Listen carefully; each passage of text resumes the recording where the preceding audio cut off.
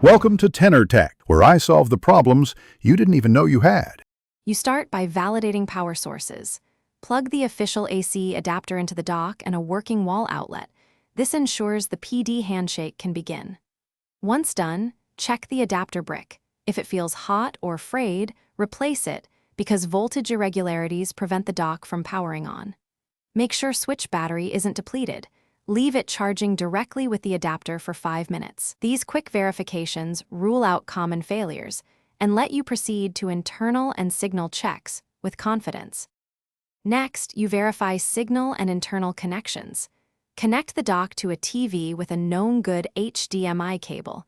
If no picture, swap inputs to isolate the issue. Carefully open the dock only if you are comfortable. Unplug power first.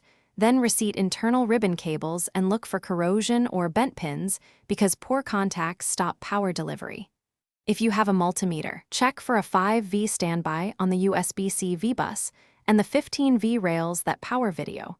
These readings tell you whether to finish, replace the failed component you identified, swap the adapter, the USB-C board, or the dock's power board, because replacing the bad part is faster and safer than guessing. Reassemble carefully, reconnect HDMI and power, then dock the switch and watch for the green LED and TV output.